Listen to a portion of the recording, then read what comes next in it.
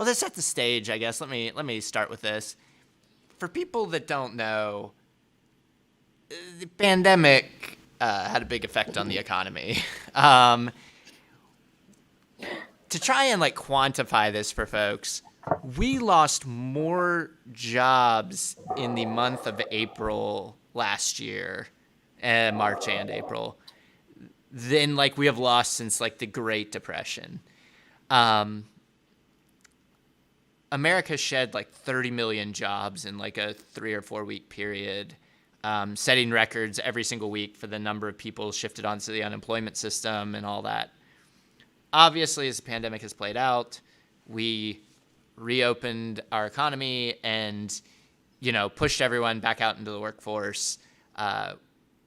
We did that, though, very slowly over the course of a few months. But the thing that we did in the immediate aftermath of a year ago was pass the what some of us on the left call the super dole, but basically the super unemployment. So for much of the last year, if you were unemployed, you were able to get an extra federally funded extra between $300 and $600 a week in your unemployment. And this made lots of sense when businesses were shut down, when there was a tremendous amount of uncertainty and people didn't know what they were doing. Obviously, even as recently as January, we had massive spikes in COVID and like another round of shutdowns and people getting extremely sick and hospitals getting overwhelmed in many parts of the country. And so it makes a lot of sense to have something there to sort of stabilize things. There's a strong economic argument that because of that super unemployment, that is why we have not had the catastrophic economic decline that many might have expected. But now the discourse is shifting because obviously with vaccines rolling out and COVID rates going down, people are like, well, now we want everyone to get back to work. And what is keeping people out of work and all this stuff? And so obviously, you don't have to be a COVID denier or a super COVID concerned person to realize that, the world's getting back toward normal, right? Like people are going back out. Many businesses have reopened. Many people have gone back to their old job or gotten a new job. I mean, it's just happening naturally. But there are still millions of people who either can't or their time has been reduced or, they haven't gotten the vaccine yet and they're still nervous. There are even places they're still having COVID outbreaks, and all that. So, I mean, there's still a lot of people being impacted. And so as numbers have gotten better over the last few months, people are talking about what is keeping some folks still from getting back into the labor force. And one of the biggest things that people are pointing at is this idea of the super unemployment. This article from CNN, which for some reason is loading with like half the screen taken up by a giant ass ad. Oh, there it goes. Okay, good. So last month, the economy only added 266,000 jobs in April, which is lower than they thought. Still leaves a lot of people out of the labor force. And so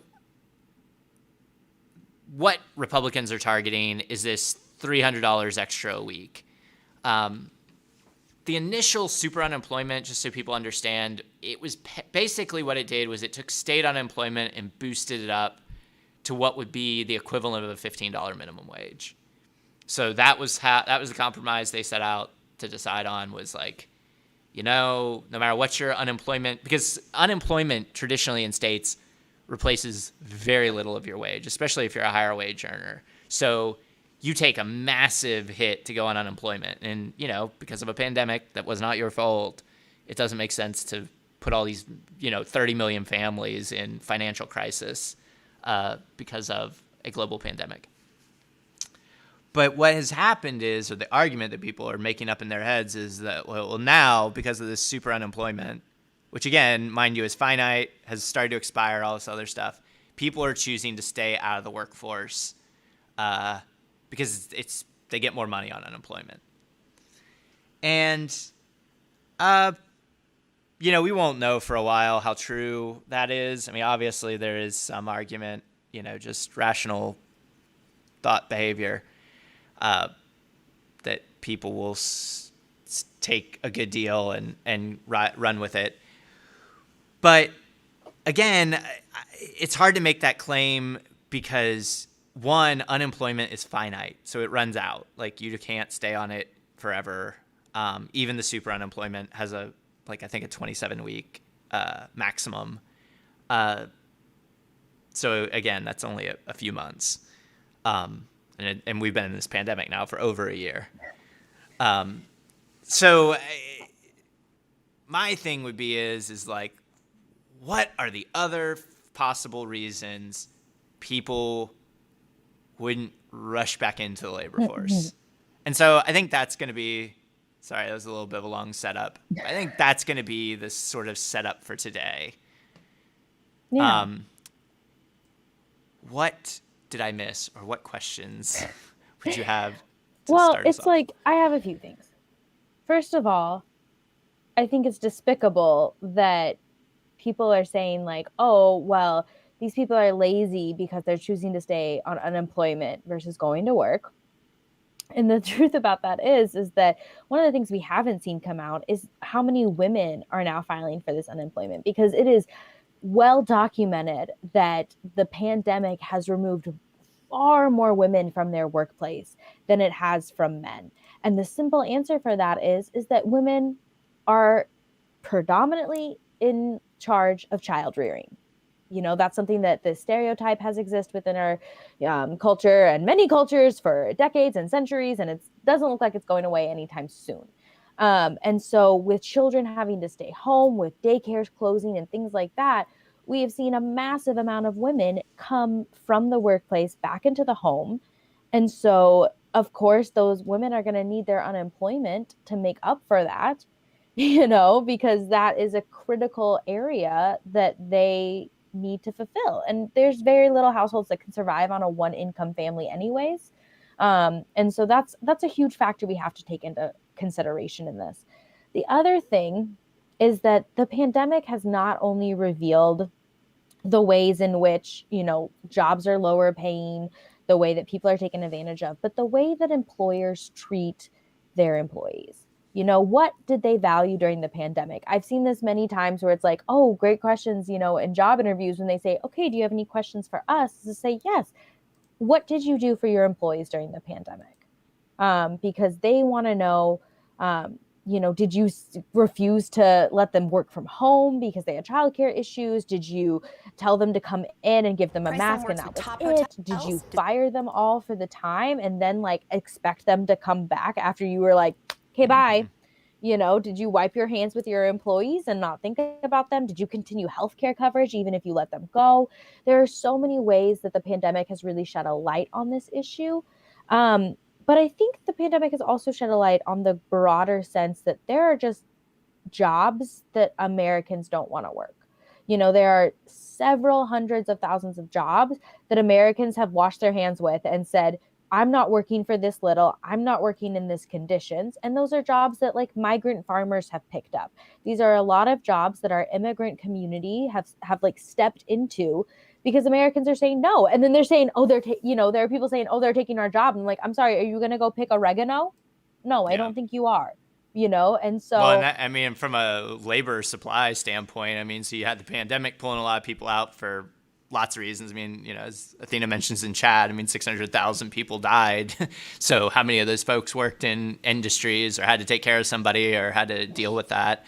So a lot of sickness and death that went around last year. But then at the same time, you've also created an immigration crisis at the border by being hysterical weirdos if you're a Republican, and then Democrats often still play into the same talking points. But so you have, maybe reduced immigration or, more tenuous immigration in any event, or migration, combined with a pandemic that just took a lot of people out of the labor force. Yeah, it's brutal. And like we're finally seeing the like on a broader context that refusal to put up with conditions, because on the average hand, you're not like, where does this romaine come? What's going on? What is this process like? But to see like less servers, to see less hostesses, to see these positions now in full frontal view of Americans is really eye opening to see like of course they're not going to work for 250 an hour plus tips.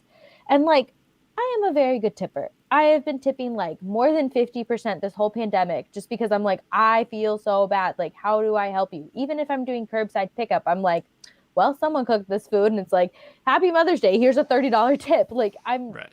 trying to close this gap in some way. But it's like these restaurants were hit so hard with the pandemic, but then they didn't support their employees. And so it's like now you're asking people to come back to these very low paying jobs to juggle the responsibilities that COVID has added to their plate. And you're right, it's not appealing in any standard. And there are people who are like, well, you just have pride in earning your wages. It's like, bitch, I paid into Social Security. I'm still earning these wages. Like, even if you're on unemployment, you have paid into that the Yeah. entire time you have been a working adult and a working child. So like, you best be handing that over to me now. Like, that's still me earning that money. Yeah.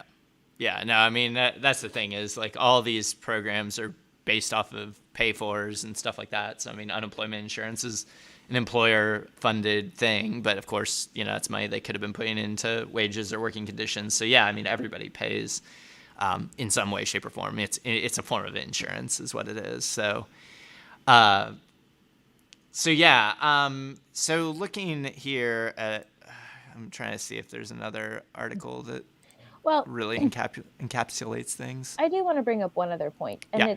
it's something you brought up in the reduced wages and the reduced hours. That's also been something that's really hurt people. My cousin is a nurse with 5 kids, and her hours got cut back substantially because she had 2 newborns at home. She's a single mom. She wasn't able to like work on COVID floors and stuff. So her hours got reduced, and she was begging her hospital and her clinic to just let her go. She was like, if you fire me, if you let me go, I can make more money on unemployment than I do working these shortened hours, because that wasn't covering the bill. And for many, unemployment doesn't kick in unless you're like done. It doesn't work if Right. you're part time, Oh yeah. No, it counts against you for it sure. counts against you. And there Yeah. are also several people, one of the things I've always pointed to when people are like, "Oh, look at the jobs under Trump." It's like, "Okay, it's not the issue that people can't find one job. It's the issue that that one job can't pay for everything. Right. That one job needs to have 2 jobs or 3 jobs." And there was a time in my life where my mom worked 4 different jobs, and at least 2 of them would have been completely null and void with this pandemic. So it's Yeah. like, and you can't go to unemployment and be like, well, I lost 2 of my jobs. And so there's this huge population that is just left in the dust because to get unemployment, you have to fall into a very, small criteria. And, I feel like a lot of people are like, oh, you just walk in and be like, where's my check? And it's like, Yeah. Yeah. there's so many processes that people get denied for it all the time. I mean, so there's like two things going on with kind of what you said that drive me personally kind of batty, which is one is like this idea of hustle culture, like, or like LLC Twitter or whatever you want to call it, where everyone just thinks like, if you're not making enough money, like you're just not grinding hard enough. And of course, anybody who knows a single thing about economics knows that Americans work more hours, than like any other country in the world. I mean, we're, on call all the time. We have low union density. We have, pretty abysmal working conditions.